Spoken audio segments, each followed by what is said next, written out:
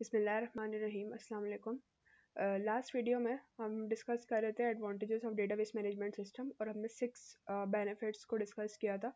और अब हम बात करेंगे आज 7th बेनिफिट जो क्या है इन्फोर्समेंट ऑफ स्टैंडर्ड्स। जिस तरह मैंने पहले बात की थी कि हमें अपने जब हम डेटाबेस अपना स्कीमा वगैरह डिफाइन कर रहे होते हैं तो हमें कुछ रूल्स कुछ कंस्ट्रेंट्स डिफाइन करने होते हैं और उसी के अकॉर्डिंग हमारा डेटा सेट हो रहा होता है। तो इन्फोर्समेंट ऑफ स्टैंडर्ड बेसिकली यही होता है कि हमें कुछ यूनिफॉर्म रूल्स कुछ फॉर्मेट्स को मेंटेन करके चलना होता है।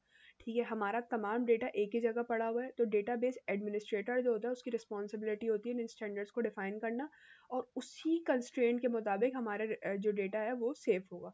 जैसे मैंने आपसे पहले बात की थी एज नेगेटिव नहीं होनी चाहिए, तो अगर कोई यूज़र अपना डेटा फिल कर रहा है और उसने नेगेटिव एज डाल दी तो वो उसको कभी भी एक्सेप्ट नहीं करेगा या वो रॉ कभी भी हमारे डेटाबेस में ऐड नहीं होगी।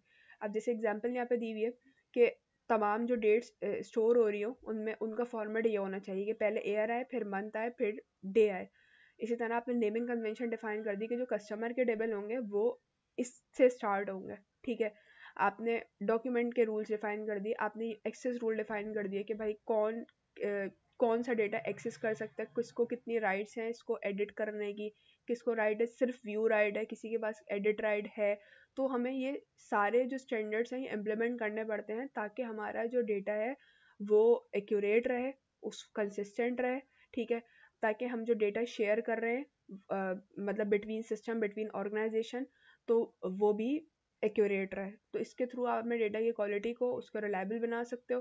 ठीक है, तो ये एक बेनिफिट है। सही है, फिर हम आते हैं दूसरा जो कि है इकोनॉमी ऑफ स्केल। ठीक है, अब हो क्या रहा है कि जितने भी हमारे डिपार्टमेंट्स हैं उनके पास एक ही डेट, क्योंकि सेंट्रलाइज सिस्टम होता है ना, तो एक ही इसको यूज़ कर रहे हैं। तो हम ऑर्गेनाइजेशन क्या कर सकती है, अपने रिसोर्सेज को सेव कर सकती है। ठीक है, अगर हम इस फाइल बेस्ड सिस्टम में जाएं, ठीक है, तो फाइनेंस डिपार्टमेंट जो है वो एक अलग फाइल मेंटेन कर रहा है, एचआर डिपार्टमेंट एक अलग कर रहा है। तो सबको अगर सब इस तरह अलग अलग फाइल्स मेंटेन कर रहे होंगे तो हमारे रिसोर्सेज बढ़ेंगे। जब रिसोर्सेज बढ़ रहे होंगे तो हमारी अल्टीमेटली कॉस्ट बढ़ेगी। लेकिन डेटाबेस क्या है, तमाम डेटा तमाम डिपार्टमेंट्स एक ही सिस्टम को यूज़ कर रहे हैं, शेयर्ड सिस्टम है, सेंट्रलाइज सिस्टम है, कॉमन है। तो हमारे जो कॉस्ट होगी यानी जो रिसोर्सेज हैं वो सेव हो रहे हैं। ठीक है, और हमारी डेवलपमेंट कॉस्ट या हमारी मेंटेनेंस कॉस्ट जो है वो आसान हो गई है। आप हर जगह जा जाके चीज़ों को सही करना, ना कि एक ही जगह एक चीज़ को सुधार देना इज़ बेटर।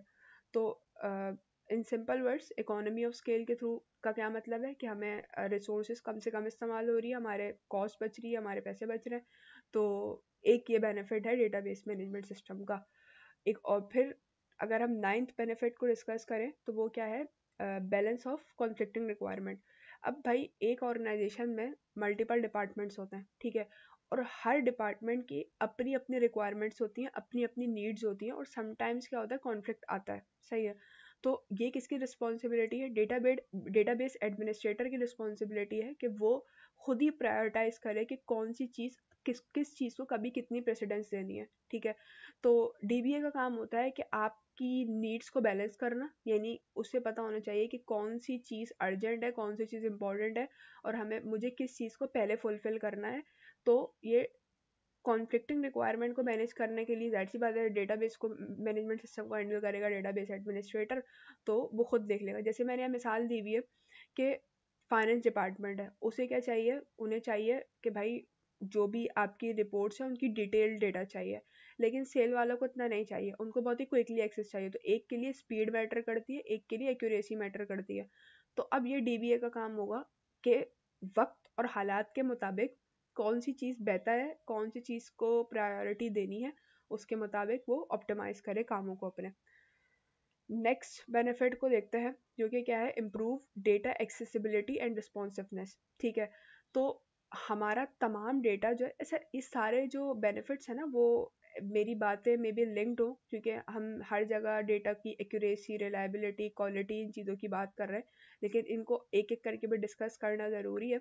तो हो सकता है कुछ बातें बहुत ही रिपीटेड लग रही हो, लेकिन एग्जैक्टली यही बेनिफिट्स हैं। अगर आपने की कॉन्सेप्ट समझ लिया तो आसान हो जाएगा।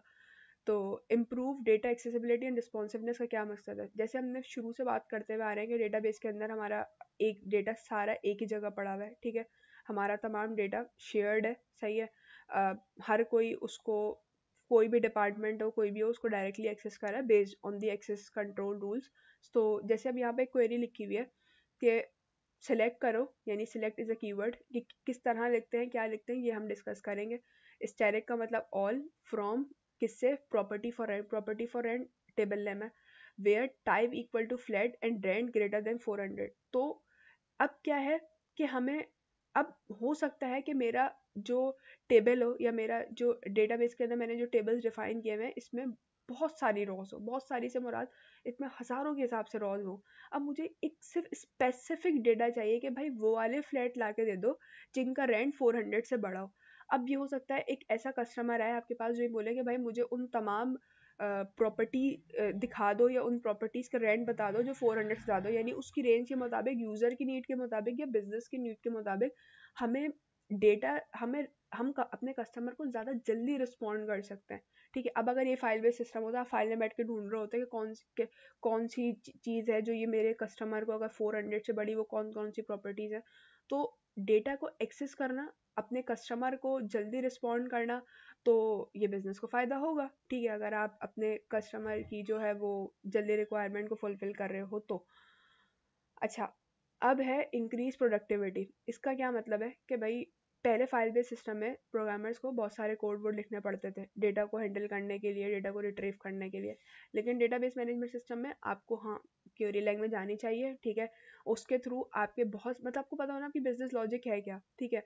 तो प्रोग्रामर सिर्फ उस पर फोकस करेगा, ना कि किस तरह डेटा को रिट्रीव करना। वो आप सिंपल क्वेरी के थ्रू भी अपने डेटा को रिट्रीव कर सकते हो। तो डेटाबेस मैनेजमेंट सिस्टम के साथ, हाँ, डील करने के लिए of course you need a technical skills, आपको आने चाहिए। लेकिन आपका डेटा को एक्सेस करने को, आपकी जो प्रोडक्टिविटी है, आपका काम बहुत जल्दी होना शुरू हो जाएगा, तो ये आसान हो जाता है। अब हमारे पास एक और क्या है कि improved maintenance through data independence. Data independence को हम मजीद ना बहुत डिटेल में डिस्कस करेंगे, क्योंकि एक आर्किटेक्चर है, 3 स्कीमा आर्किटेक्चर, जब उसमें बात आएगी तो उधर डेटा इंडिपेंडेंस से बहुत डिटेल में बात करूंगी। तो फाइल बेस्ड सिस्टम में सबका अपनी अपनी अप्रोच थी डेटा को स्टोर करने की, डेटा को एक्सेस करने की, ठीक है। अगर आपको एक जगह चेंज करना है तो आपको वो तमाम फाइल में चेंजेस करना होगा जहाँ वो डेटा पहले से मौजूद है। जैसे मैंने आपको नेम की एग्जांपल दी थी कि ऑनर नेम मुसफ़रा एक जगह मौजूद है, अगर ऑनर नेम अपडेट हो गया तो मुझे उन तमाम फाइल्स की जगह चेंजेस करनी पड़ेंगी, उन तमाम फाइल्स को अपडेट करना पड़ेगा, उन तमाम फाइल को मॉडिफाई करना पड़ेगा जहाँ जहाँ वो रिकॉर्ड मौजूद है। तो फाइल बेस्ड सिस्टम के अंदर मेंटेनेंस बहुत मुश्किल थी, बहुत टाइम कंज्यूमिंग है, जाहिर सी पता ही चल रहा है कि हर जगह जाके चेंज करना। लेकिन अगर वही जगह मुझे एक जगह चेंज करना हो, तमाम जगह अपडेट हो जाए, तो वो कंपैरेटिवली इज़ वेरी इजी।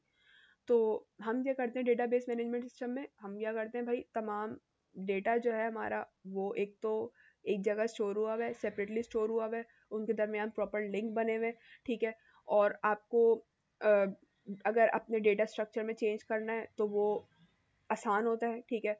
और आप उसका इजीली स्ट्रक्चर को मैनेज कर सकते हो। तो हमारी मेंटेनेंस जो है वो काफ़ी आसान हो जाती है डेटाबेस मैनेजमेंट सिस्टम की वजह से। और जो हमारा ट्रेडिशनल फाइल सिस्टम था उसमें बहुत ज़्यादा मसाइल पेश आ रहे थे।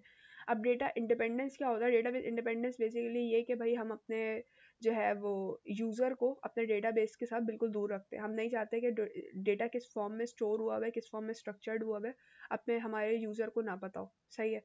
तो इसको हम बहुत डिटेल में डिस्कस करेंगे कि इसका क्या फ़ायदे होते हैं और क्या है, तो वो हम आने वाली वीडियो में इंशाल्लाह डिस्कस करेंगे। अब इंक्रीज कॉन्करेंसी का क्या मतलब है कि अब एक एप्लीकेशन है, ठीक है, उसमें मल्टीपल यूजर्स कनेक्ट हुए हैं और एट द सेम टाइम वो तमाम यूजर्स उस एप्लीकेशन के साथ इंटरेक्ट कर रहे हैं, ठीक है। जैसे आपके पास होता क्या है कि मैंने, जैसे अगर मैं कोई ऐसी एप्लीकेशन है, ठीक है, बैंकिंग एप्लीकेशन है, मल्टीपल यूजर उस एप्लीकेशन को एक साथ यूज़ कर रहे होंगे, एक ही टाइम पे यूज़ कर रहे होंगे, या कोई ऐसा सिस्टम है जो आप, जैसे कोई इंटरप्राइज एप्लीकेशन है, ठीक है, multiple users at a time उसको एक्सेस कर रहे हैं। अगर आपने कोई एक जगह चेंज कर दिया तो दूसरी जगह यानी दूसरे यूजर को इन अ रियल टाइम अपडेट मिलनी चाहिए, ठीक है। ना कि ये हो कि आपने एक काम किया, दूसरे यूजर ने उसी टाइम वो काम कर दिया तो आपका डेटा लॉस हो जाए। अब फाइल सिस्टम में क्या है, अगर दोनों यूजर एक ही टाइम में एक ही फाइल को अपडेट कर रहे हैं, एक ही फाइल को यूज कर रहे हैं, तो क्या होगा, डेटा के लॉस होने के चांसेस बहुत ज़्यादा है।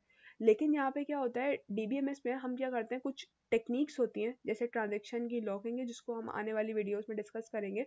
ये हमें प्रोवाइड करता है कि आपके मल्टीपल यूजर्स हों एट अ सेम टाइम, वो एक्सेस कर रहे हो एप्लीकेशन में, किसी किस्म का कोई कॉन्फ्लिक्ट ना है।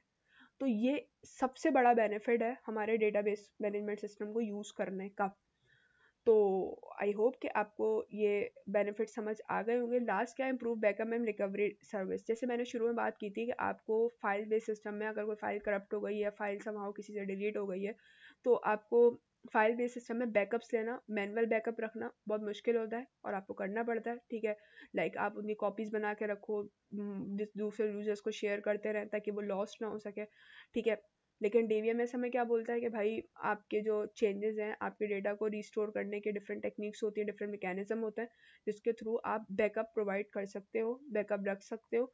अगर आपका डेटा जो है वो किसी तरीके से अगर लॉस हो भी गया है तो उसको हम क्विकली रिकवर कर सकते हैं। तो ये तमाम इसके एडवांटेजेस थे। अब आने वाली वीडियो में हम डिस्कस करेंगे कि भाई क्या क्या, चूँकि हर चीज़ से जिसके कोई ना कोई फ़ायदे होते हैं, उससे कोई ना कोई नुकसान ज़रूर होता है। तो डिस्कस करेंगे कि भाई बेनिफिट्स तो समझ आ गए कि अच्छा भाई बैकअप सर्विस प्रोवाइड कर रहा है, हमें डेटा की क्वालिटी इंप्रूव हो रही है, डेटा रिलायबल है, हर यूज़र को सेम डेटा मिल रहा है, और मतलब हमारा मल्टीपल यूज़र्स अगर एक ही एप्लीकेशन को एक्सेस कर रहे हैं तो डेटा हमारा लॉस भी नहीं हो रहा है। तो ये सारे बेनिफिट्स तो समझ आते हैं, ठीक है। हमारी कॉस्ट बच सेव हो रही है, सेंट्रलाइज सिस्टम है। तो अब देखेंगे कि भाई इसके नुकसान क्या हैं। लेकिन आपको अगर मेरी ये वाली वीडियो अच्छी लगी हो तो आप मेरे वीडियो को लाइक कीजिए और अपने सर्कल में ज़रूर शेयर कीजिए, और ताकि और कोशिश कीजिए कि इसका बेल आइकन को प्रेस कर लीजिए ताकि आपको आने वाली वीडियोस की अपडेट मिलती रहे। थैंक यू, अल्लाह हाफिज़।